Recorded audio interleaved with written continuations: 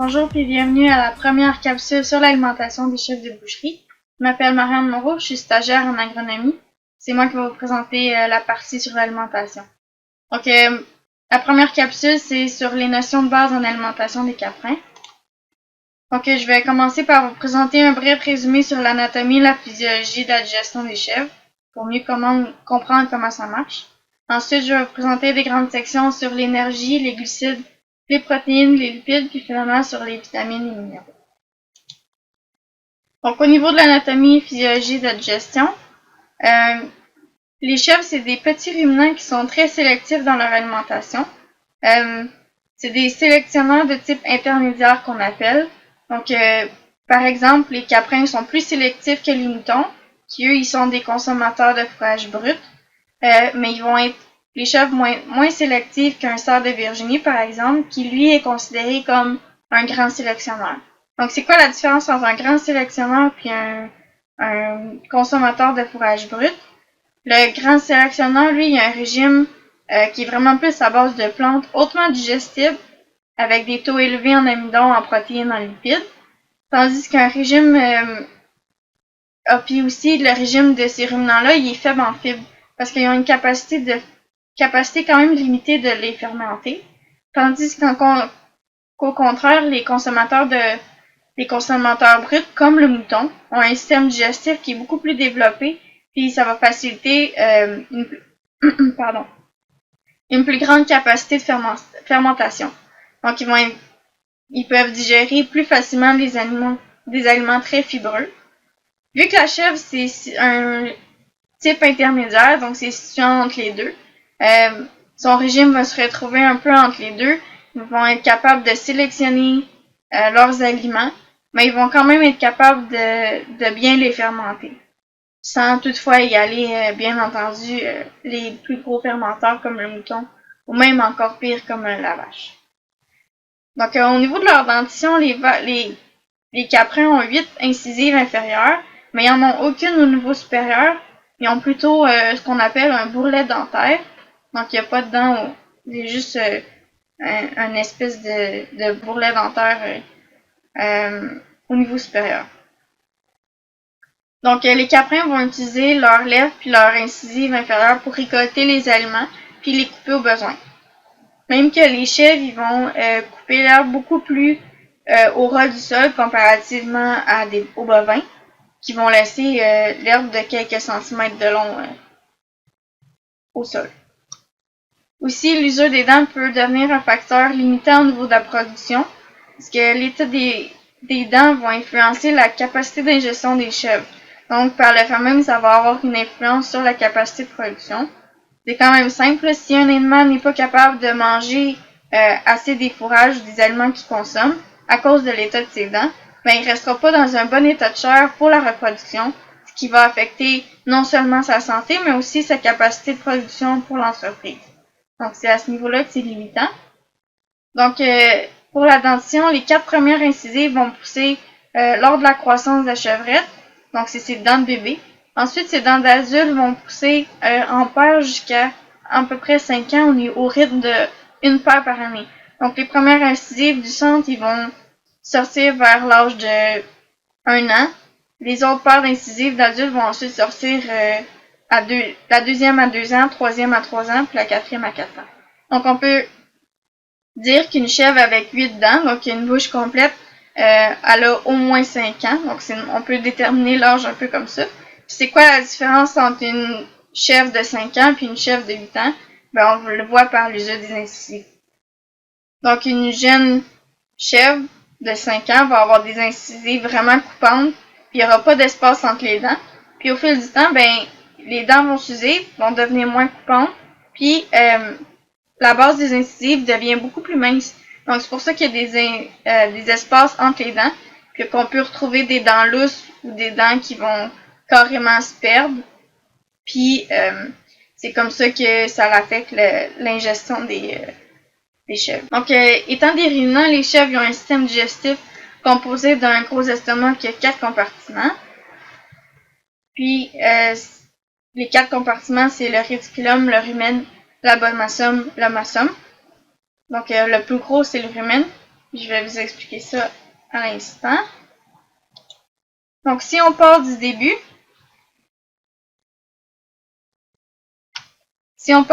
la chef va utiliser ses lèvres, ses incisives pour sélectionner les aliments qu'elle veut consommer. Ensuite, les aliments ils se retrouvent dans la bouche où ils sont mastiqués, puis mélangés à la salive. C'est là que la digestion va débuter. La salive, elle, va permettre de tamponner le pH du rumen pour que ce soit pas trop acide, ce qui pourrait être néfaste pour sa santé ou même pour la prise alimentaire de l'animal.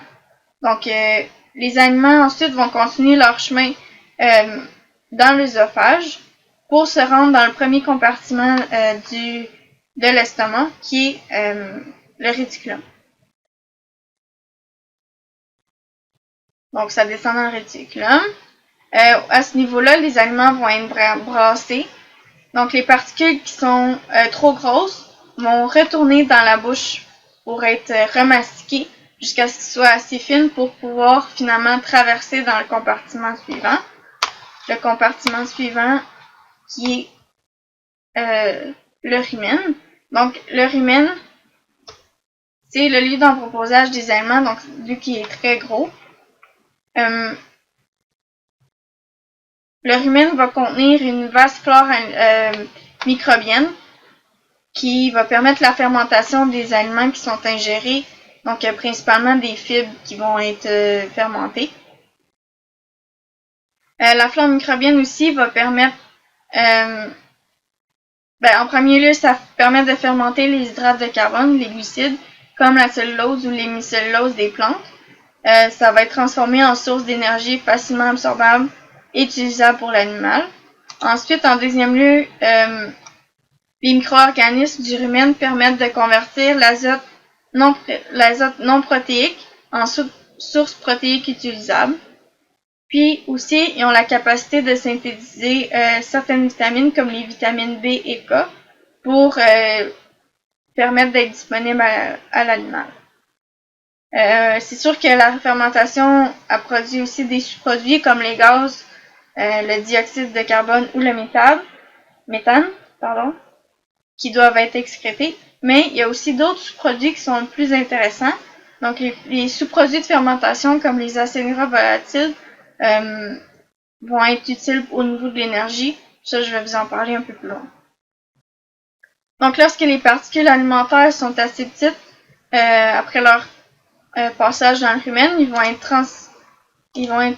transférés dans l'omasum puis dans l'abomasum. Donc, dans l'abomasum, c'est là que l'absorption d'une grande partie de l'eau puis de certains nutriments va se produire. Tandis que dans l'abomasum, c'est la partie de l'estomac qui ressemble le plus au monogastrique comme à l'humain. Donc, c'est-à-dire qu'il va avoir une digestion plus enzymative, contrairement à la fermentation qui s'est produite dans les compartiments précédents. Donc, l'abomasum va permettre de commencer à dégrader les protéines et le gras en préparation pour leur absorption qui va se produire dans les intestins. Donc, après l'estomac, les aliments vont se retrouver dans le petit puis dans le gros intestin. Donc, c'est là que la majeure partie de l'absorption des nutriments va se dérouler. Plusieurs sécrétions vont être ajoutées au contenu intestinal, puis ça, c'est dans le but de dégrader les protéines, les lipides puis l'amidon. Il va donc résulter de cette dégradation-là des acides aminés, des acides gras, des sucres, puis ça va pouvoir être absorbé par la paroi du petit intestin pour ensuite intégrer la circulation sanguine pour être accessible pour l'animal. Ensuite, les particules qui sont trop grosses vont être transférées au gros intestin. Puis, dans cet intestin-là, il va se dérouler principalement l'absorption de l'eau puis des ions inorganiques comme les vitamines et les minéraux. Tout ce qui n'a pas été absorbé, donc les résidus alimentaires vont se retrouver dans le côlon et dans le rectum pour finalement être excrétés sous forme de fesses. Donc, pour ce qui est de la prochaine section, on va parler de l'énergie. Donc, La majorité de l'énergie provient des aliments est convertie en sous-produits de fermentation microbienne, ce que je vous parlais un peu plus tôt. Donc, c'est principalement des acides gras volatiles. Ceux-ci vont représenter à peu près 50 à 70% de l'énergie digestible qui est utilisée par les ruminants, donc c'est pas négligeable.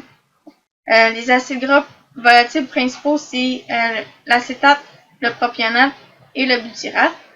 Donc, c'est des acides qui proviennent principalement des glucides, mais il y a quand même une certaine partie qui va provenir des protéines ou des lipides. Pour ce qui est des glucides, on les retrouve sous plusieurs formes, je vais vous en parler un peu plus tard. Donc, on a par exemple le glucose ou l'amidon, la cellulose ou l'hémicellulose, ça c'est des glucides qui sont des sources d'énergie. Donc, les acides gras volatiles, ils ont plusieurs rôles chez le ruminant. Donc, premièrement, il y a surtout l'acétate qui va permettre de la synthèse d'acides gras de cholestérol. Donc, par exemple, la grand-mère va utiliser l'acétate pour la synthèse du gras du lait. Donc, la quantité des différents acides gras volatiles qui est obtenue va dépendre nécessairement du type d'aliment que la chèvre va ingérer. Donc, par exemple, si on a un régime qui est très élevé en fourrage, ça va favoriser plus une flore microbienne de la digestion des fibres, puis résulter en une quantité plus élevée d'acétate.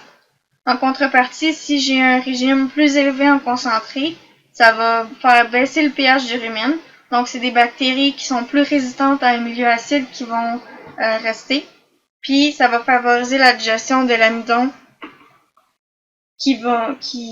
ce qui résulte à une plus grande quantité de propionate produit dans le rumen. Donc, c'est quoi l'énergie exactement? C'est l'énergie, elle se définit par le potentiel de faire un travail. Donc, c'est la capacité de passer d'une forme à une autre. Donc, par exemple, si on prend l'énergie solaire qui est captée par les plantes grâce à la photosynthèse, ben, cette énergie-là va être transformée en énergie chimique lorsque les caprins vont consommer ces plantes-là. Donc, c'est cette énergie chimique-là qui va être disponible pour l'animal lors de la digestion, puis qui va pouvoir être ensuite transformée soit en énergie cinétique pour que l'animal se déplace ou en énergie thermique pour que l'animal se réchauffe. Donc, en alimentation, l'énergie est principalement mesurée en calories ou en joules. Donc, par exemple, on va surtout utiliser les kilocalories qui est à peu près 1000 calories, pas à peu près, là, qui est 1000 calories, ou des mégacalories qui correspondent à 1 million de calories. Donc, les besoins en énergie des chèvres vont varier en fonction de la race, de l'âge de chèvre, du sexe, du niveau d'activité, du stade physiologique, puis de l'environnement. Aussi, la valeur énergétique des aliments va dépendre de la concentration des glucides, protéines, lipides qu'ils contiennent. Donc ici, on a un tableau qui présente dans le fond la valeur énergétique des différents types de groupes d'aliments. Donc par exemple, si je prends le glucose ou l'amidon qui sont des glucides, ben on a à peu près, ça tourne plus autour de 4 mégacalories par kilogramme. Tandis que si on regarde à l'extrême les lipides qui ont une valeur énergétique beaucoup plus grande à 9,4 mégacalories par kilogramme.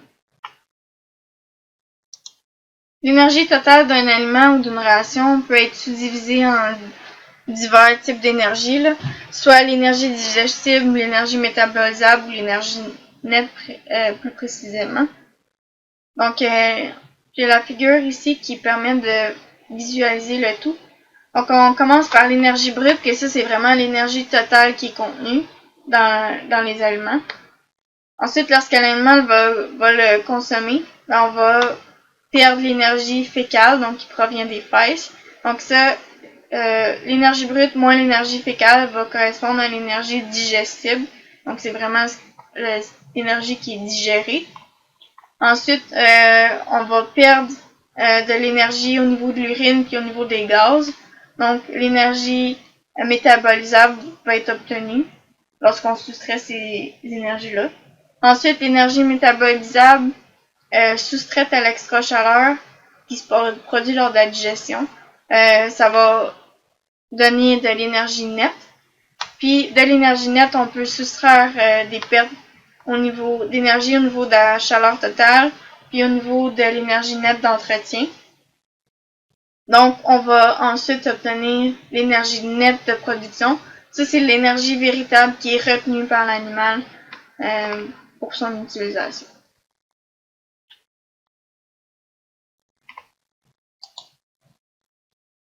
Donc, au niveau des aliments énergétiques, on utilise principalement comme concentré les céréales ou leurs coproduits. Le plus populaire et le plus énergétique, c'est le maïs. Donc, on tombe à la section suivante avec les glucides. Les glucides, c'est une des principales sources d'énergie pour les ruminants. Donc, ça va être une source d'énergie autant pour les micro-organismes que les micro-organismes qui sont contenus dans le rumen que l'animal lui-même. Donc, les glucides peuvent être simples, comme des monosaccharides, ou complexes, comme des polysaccharides. Un monosaccharide, par exemple, c'est le glucose, tandis qu'un polysaccharide, ça peut être l'amidon. L'hémicellulose, la cellulose puis l'amidon, c'est des sucres complexes qui sont retrouvés en grande partie dans l'alimentation des chèvres.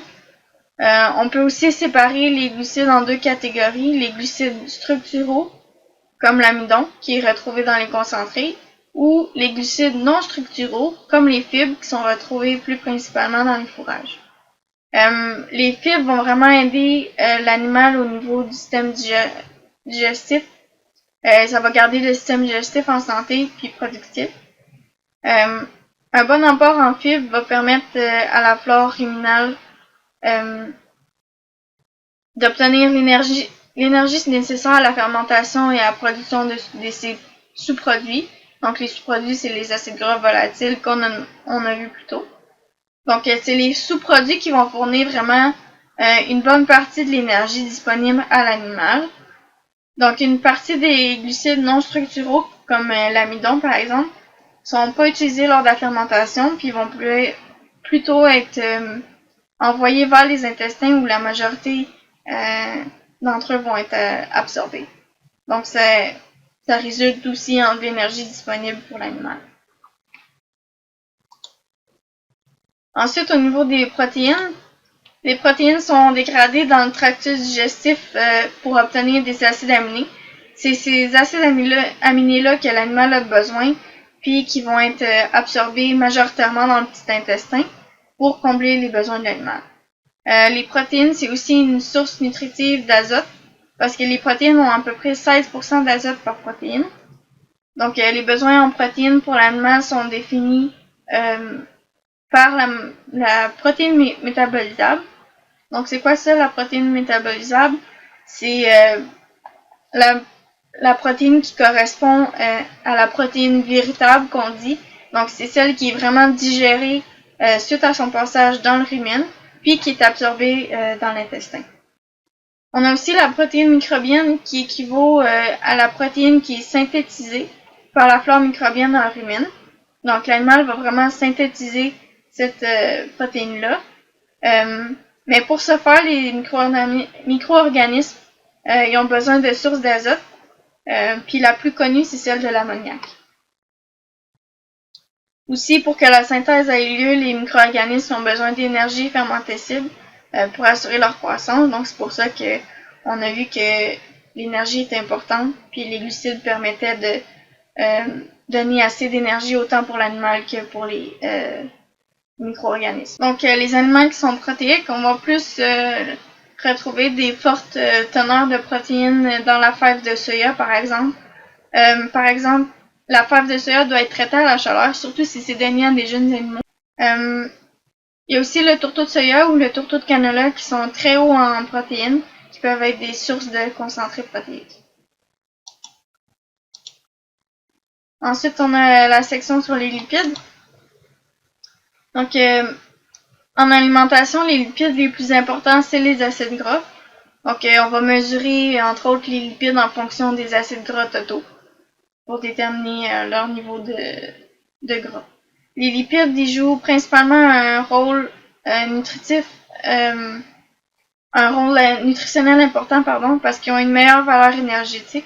Si vous vous rappelez le tableau que je vous ai présenté plus tôt, il y avait à peu près 9 mégacalories par kilogramme pour les lipides, donc ils sont vraiment plus ont une meilleure valeur énergétique. D'ailleurs, les lipides sont entreposés afin de créer une grande réserve d'énergie pour l'animal. Donc, si on résume en bref, les lipides, c'est une bonne source d'énergie qui est très concentrée. Donc, les ruminants vont obtenir les acides gras qui proviennent soit de leur régime alimentaire ou bien de la synthèse de novo. Donc, la synthèse des acides gras va se faire principalement au niveau des tissus adipeux grâce à l'acétate, qui est un des acides gras volatiles. Au niveau du régime alimentaire, les chèvres vont obtenir leur acide gras provenant autant de la moulée, des fourrages ou des grains, donc il y en a un peu partout. Ensuite, pour ce qui est des vitamines et minéraux, les vitamines ont plusieurs rôles métaboliques chez l'animal, donc une carence en vitamines affecte quand même assez rapidement la production. Et si cette carence-là est aiguë, ben, la santé de l'animal peut aussi être affectée.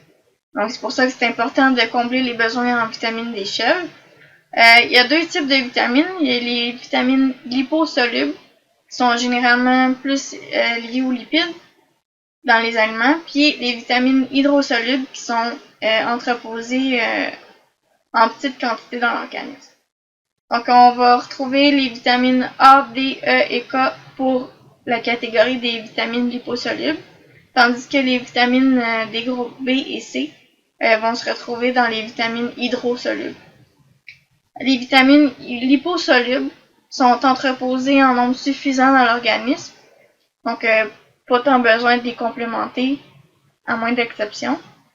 En contrepartie, les vitamines hydrosolubles sont présentes plus en plus petite quantité dans l'organisme, donc ils vont rapidement être épuisés de l'organisme. Donc c'est pour ça qu'une supplémentation en vitamines hydrosolubles est plus préférable. Si la synthèse, parce qu'il peut quand même avoir une synthèse par le microbiote, mais parfois être insuffisante. Donc pour éviter les risques de carence, il faudrait supplémenter dans ces vitamines-là. Il faut aussi faire attention par exemple aux excès de vitamine A et D, qui peut être toxique pour les petits ruminants. Donc il faut quand même surveiller l'apport de ces vitamines-là. Par contre, lorsque les animaux sont gardés à l'intérieur, donc si les chèvres n'ont pas accès au pâturage ou ils n'ont pas accès à des fourrages frais, ben, une supplémentation en vitamines A, D et E peut être nécessaire. Généralement, le régime alimentaire puis la synthèse des vitamines va satisfaire les besoins en vitamine K ou en vitamine B, mais il faut quand même surveiller s'il y a des manques à ce niveau-là. Ensuite, les minéraux. Donc, comme les vitamines, les minéraux peuvent aussi être à l'origine d'une baisse de production ou de problèmes de santé en cas de carence, donc il faut faire attention. Les minéraux les plus importants sont classés comme étant des macroéléments qui sont exprimés en pourcentage. Donc, on retrouve dans ces macroéléments-là, on retrouve le calcium, le phosphore, le magnésium, le sodium et le chlore, et le soufre et le potassium. Les minéraux ayant des besoins moins élevés sont classés comme étant des minéraux, des macroéléments. Donc, leurs besoins sont exprimés en mg par kilogramme ou en ppm. Puis, on retrouve ces microéléments-là, c'est le cuivre, le zinc, le sélénium, l'iode, le manganèse, le cobalt ou le fer. Donc, il est important que l'apport en phosphore soit toujours inférieur au calcium. Ça, c'est un ratio qui est quand même important, là. Le ratio idéal pour les chèvres, c'est de 2 pour 1. Mais tant que le ratio est supérieur à 1 pour 1, c'est quand même acceptable. Si on descend de ça, mais là, on a un problème. Aussi, vu que les fourrages qui sont donnés au Québec sont faibles en sodium puis en chlore, ben, des blocs de sel à lécher sont recommandés. Aussi, si il manque de suppléments minéraux, ben, un bloc de sel iodé ou le sel et cobalt ben, peut être plus favorable pour la ration. Un autre minéral qui est quand même à surveiller pour les petits ruminants, c'est le cuivre. Donc, les chèvres devraient avoir entre 10 à 80 ppm de cuivre dans leur ration. Ils sont moins sensibles à un excès, contrairement aux moutons, mais il faut quand même surveiller cet apport-là. Un autre élément qui est quand même important à surveiller, c'est le sélénium, parce qu'au Québec, les sols sont pauvres en sélénium. Donc, c'est pour ça qu'ici, il faut rajouter du sélénium à la ration. Pour finir, l'eau, c'est vraiment sans équivoque le nutriment le plus important pour la chèvre. Donc, pour cette raison-là, la chèvre devrait avoir de l'eau fraîche et propre disponible en tout temps pour qu'elle puisse s'abreuver à leur goût comme bon leur semble. À titre indicatif, les chèvres vont consommer de 2 à 4 litres d'eau par kilogramme de matière sèche ingérée. Donc, ça fait quand même beaucoup d'eau. Et évidemment, ils vont consommer beaucoup plus d'eau lorsqu'ils sont en lactation, puisqu'ils vont produire du lait. Dans cette capsule-là, je vais vous présenter, avec l'aide de Dany Sainte-Mars, qui est professeur à l'Université Laval, l'échantillonnage et l'analyse des fourrages. Donc, premièrement, je vais vous montrer en bref les outils qui sont nécessaires à l'échantillonnage si c'est vous qui le faites. Ensuite, Dany va continuer avec, il va vous expliquer pourquoi et comment faire l'échantillonnage des balles. Ça va être des balles rondes. Ensuite de ça, je vais reprendre la parole pour vous présenter l'analyse des fourrages. Donc, c'est quoi et comment, quels éléments sont importants à regarder. Donc, premièrement, vous allez devoir sélectionner plusieurs balles dans un lot. Un lot, c'est des balles qui proviennent de la même coupe qui a été faite à peu près au même temps, puis que c'est les mêmes types de plombes qui ont dans ces fourrages-là. Ensuite de ça, vous allez avoir besoin d'une sonde. La sonde doit être à peu près pas à peu près là, elle doit avoir entre 1 et 3,5 cm de diamètre. Elle doit être aussi assez longue pour pouvoir pénétrer de 30 cm pour les petites balles, puis 45 cm pour les grosses balles. Vous allez aussi avoir besoin d'un contenant comme une chaudière pour pouvoir mélanger les échantillons des diverses balles. Donc, vous allez devoir les mélanger pour ensuite avoir un seul échantillon qui représente tout votre lot. Aussi, vous allez avoir besoin d'un sac dans lequel vous allez mettre cet échantillon-là final que vous allez envoyer au laboratoire. Donc, vous allez devoir l'identifier avec vos coordonnées et la ferme. Ensuite de ça, vous allez aussi avoir besoin d'un ruban adhésif agricole si les balles ont été enrobées pour pas qu'on affecte, qu'il n'y ait pas d'entrée d'air puis pas affecter la fermentation des ensilages. Donc ici, vous allez voir la première vidéo de Dany Sainte-Mars, qui est professeur titulaire à la Faculté des sciences de l'alimentation. Donc, bon ça.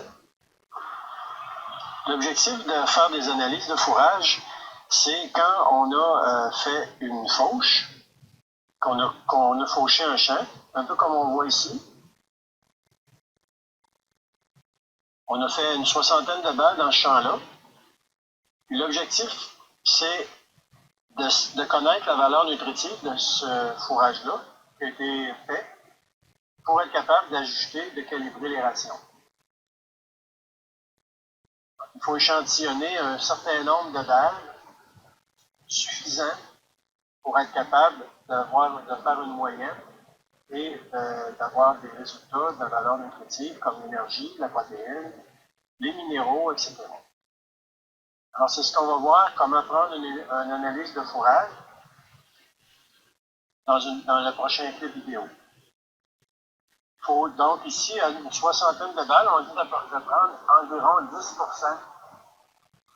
10% du foin qui a été produit sur la parcelle. 10% de 60 balles, ça fait 6 balles. Mais ici, on va prendre quand même juste une balle, c'est juste pour la démonstration. Et il faut choisir les balles au hasard, pas juste les balles qui font notre affaire. Si on se donne comme de prendre un échantillon à toutes les 10 balles, ça va nous donner 6 échantillons. On peut marcher en direction des balles, on les compte, Puis, par exemple, à toutes les 10 balles, on va prendre un échantillon.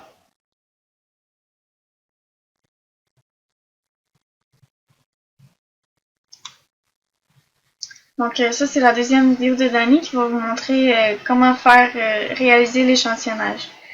Sachez que vous n'êtes pas obligé de le faire vous-même. Si vous n'êtes pas à l'aise, vous pouvez demander à votre agronome de faire l'analyse, puis l'échantillonnage, c'est-à-dire, puis après ça, d'envoyer ça au laboratoire pour l'analyse.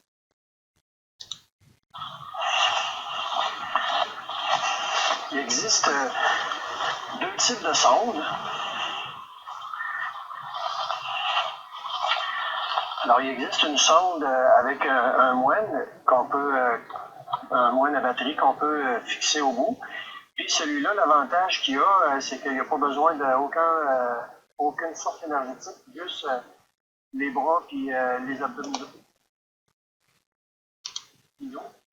L'objectif, de prendre un échantillon de foin ou d'ensilage, c'est vraiment, comme je disais tout à l'heure dans l'autre vidéo, c'est d'aller échantillonner puis avoir une moyenne représentative. Pour chaque balle, on va viser à rentrer la sonde à peu près dans le milieu de la balle, puis on va la rentrer jusqu'au bout. En la rentrant jusqu'au bout, on est cherché jusqu'au milieu de la balle. Alors, on appuie, ça c'est très coupant. Alors, on appuie ici sur les abdominaux, puis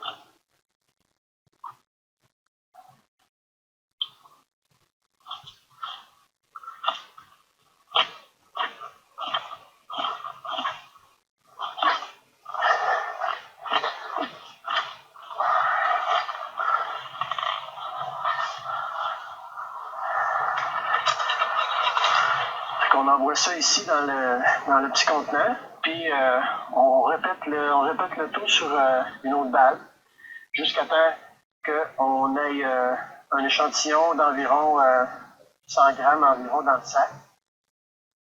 Alors, si comme ça ne prend pas des gros échantillons, on peut en prendre plus qu'un, une sur la balle, sur la même balle.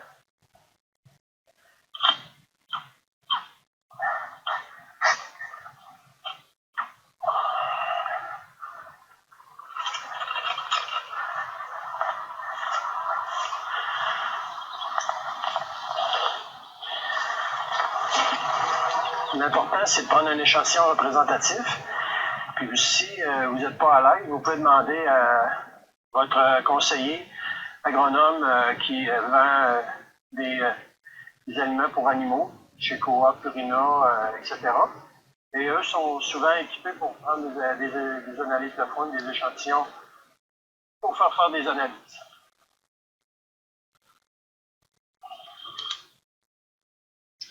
Donc on est rendu à la portion sur l'analyse des fourrages. Donc ça ressemble à ça, une analyse. Donc sur l'analyse, vous allez avoir bien souvent en haut vos renseignements en tant que client, puis aussi les renseignements du laboratoire qui a analysé vos fourrages. Ensuite, vous allez avoir une section avec les éléments qui sont analysés, puis les résultats. Les résultats, on va surtout les regarder sur une base de matière sèche. Donc, le premier élément qu'on retrouve sur cette analyse-là, c'est les sondes. Lorsqu'on va faire l'analyse des échantillons, l'échantillon va être une partie de l'échantillon va être complètement brûlée, puis ce qui reste, c'est ça les sondes. Dans le fond, c'est les résidus inorganiques qu'on va appeler sondes. C'est normal de retrouver moins de 10% de contenu inorganique dans les plantes. Par contre, si le pourcentage est plus élevé que 10%, alors là, c'est un indice de contamination du sol dans les fourrages. Donc, à ce moment-là, il faudrait peut-être réviser la technique de récolte. Il y a sûrement eu un problème à ce niveau-là. Ensuite, on a la protéine. C'est la protéine brute. Au niveau de la protéine brute, on va viser un taux de 13 à 22%. C'est sûr que, dépendamment si vous avez un fourrage de graminées ou de légumineuses, le taux de protéines va varier un peu. Mais on vise entre 13 et 22%. Ensuite, pour le gras brut, le gras brut peut aussi être appelé extrait d'éther. parce que c'est mesuré avec une solubilisation à l'éther, donc ça peut être appelé de cette façon-là. Les gras bruts, ça contient principalement les lipides. Les valeurs cibles du gras des ensilages de foin, c'est de 2,9 à 3,8%. Ensuite, pour ce qui est de l'ADF, c'est la portion de fibre qui montre si le fourrage a une bonne digestibilité ou une bonne énergie. Parce que, dans le fond, lorsque le contenu en ADF augmente, ça représente aussi une diminution de la digestibilité puis de la valeur énergétique du fourrage. Parce que l'ADF, ça comprend la cellulose, la lignine puis les protéines endommagées par la chaleur. Donc, c'est pour ça que lorsque on augmente l'ADF, ben, on diminue la digestibilité des fourrages. Ensuite, la NDF, ça c'est ce qui représente le pourcentage en fibres qui est contenu dans les fourrages. Donc, on parle par là de la cellulose, l'hémicellulose, puis la lignine. Puis aussi la protéine qui est là, la fibre. Il y a une corrélation qui existe entre le contenu en fibres, donc la NDF, puis la consommation volontaire de la chèvre. Donc, plus le contenu en fibres est élevé, donc plus la NDF est élevée, plus l'animal va ruminer, puis plus sa CVMS va diminuer. Donc, il va consommer moins de fourrage lorsque la NDF est très élevée. Ensuite, l'ADFN, c'est la protéine qui est endommagée par la chaleur. Ça correspond à la protéine brute insoluble, puis ça donne un indice à savoir si le fourrage a chauffé. S'il y a eu trop d'humidité dans le foin ou bien pas assez d'humidité dans les ensilages, ils vont chauffer. Et ce chauffage-là, il va résulter à la liaison d'une certaine portion des protéines avec les fibres. Fait que là, ça rend les fourrages moins digestibles. Donc, les performances de l'animal peuvent aussi être affectées à ce moment-là. Donc, c'est important de regarder si notre ADFN est à quel pourcentage, parce que si est endommagé vraiment par la chaleur, donc si le fourrage est chauffé, donc le pourcentage va être plus élevé que 10%. Donc ça, c'est un élément à regarder pour savoir si les fourrages ont chauffé. La lignine, c'est un élément non digestible. Donc, le contenu en lignine des plantes, il augmente avec leur maturité. Donc, c'est sûr que si le niveau de la lignine de la plante est trop élevé, donc il y a un contenu élevé en éléments non digestibles, ben là, à ce moment-là, la digestibilité des fibres et du fourrage va diminuer. Normalement, on va rechercher des valeurs normales entre 4 à 8% de lignine pour les ensilages d'herbe.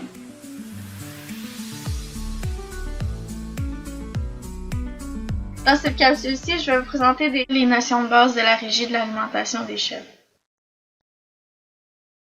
Donc, premièrement, au pâturage. L'élevage des chèvres au pâturage, c'est beaucoup moins coûteux que dans une chèvrerie. On dit que c'est de 2 à 3 fois moins coûteux que l'élevage à 100% dans une chèvrerie. Donc, ce qui est important, par exemple, lorsqu'on veut élever au pâturage, c'est d'avoir assez une superficie suffisante pour nourrir la totalité des chèvres. Donc, aussi, la rotation des parcelles est importante parce que ça permet premièrement, une bonne régénération des fourrages, en plus de diminuer les risques de contamination par les parasites.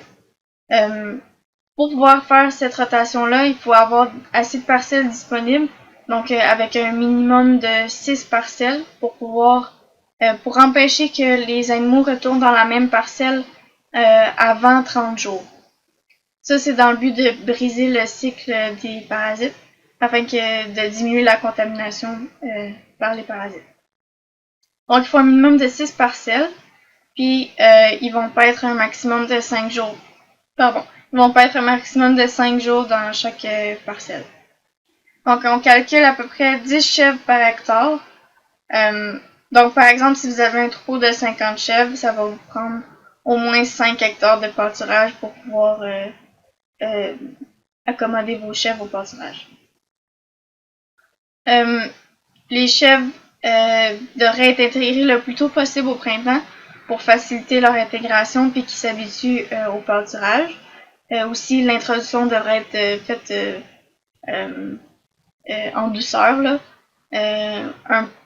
Quelques heures par jour jusqu'à le nombre maximum d'heures que vous voulez que les chèvres soient au pâturage. La hauteur idéale de pouce du pâturage lorsque vous intégrez les chèvres devrait être de 15 à 20 cm. Puis vous devriez sortir les chèvres lorsqu'il reste 10 cm. En bas de 10 cm, ça va affecter la régénération. Donc si vous les sortez à 10 cm, ben, ça va favoriser la repousse. Évidemment, vous devriez avoir un point d'eau accessible dans chacune des parcelles pour que les chèvres aient accès à de l'eau en tout temps. Ça devrait être propre aussi, évidemment. Aussi, les pâturages, c'est pas suffisant pour combler les besoins en vitamines et minéraux, donc vous devriez avoir une supplémentation en vitamines et minéraux. Soit les donner avant à la chèvrerie, ou bien laisser des blocs de minéraux dans les pâturages ou dans leur parc si les chèvres rentrent la nuit.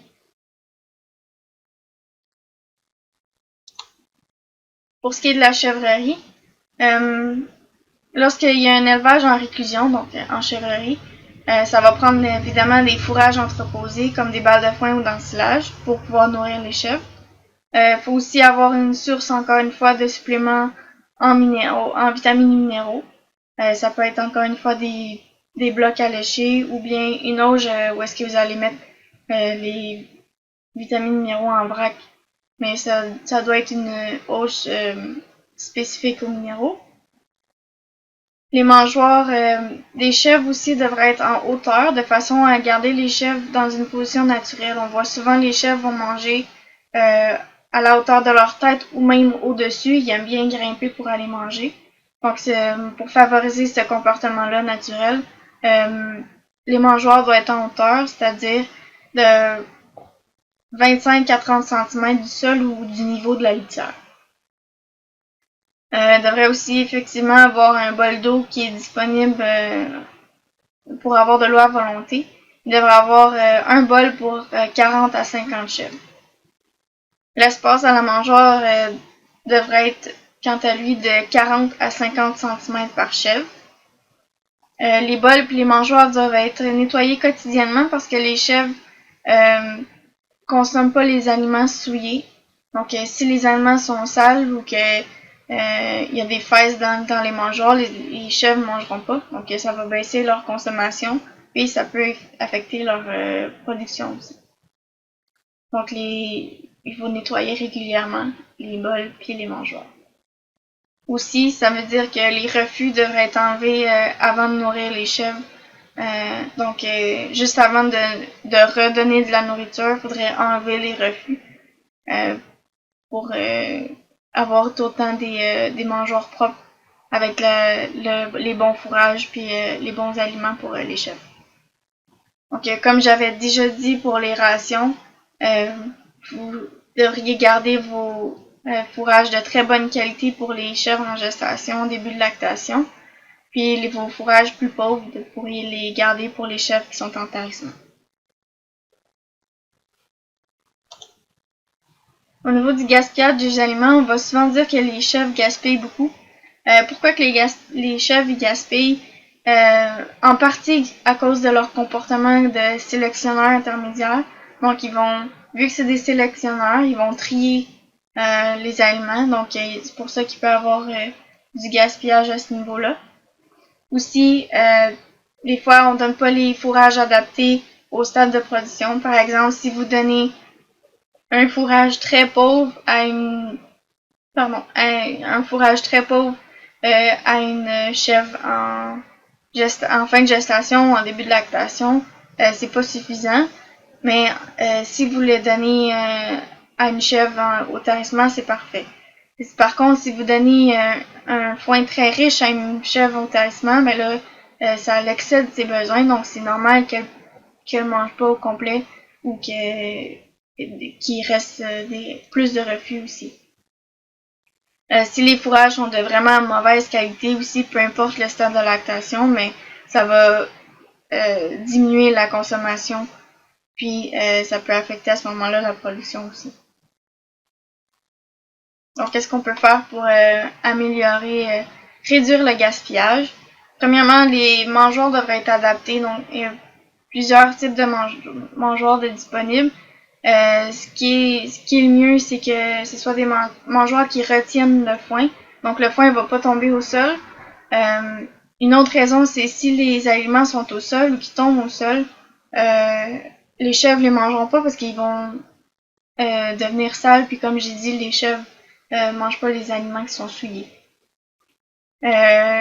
Une autre solution, c'est de donner des fourrages adaptés, comme j'ai dit, donc les fourrages pauvres en tarissement, puis les bons fourrages en fin de gestation, début de lactation.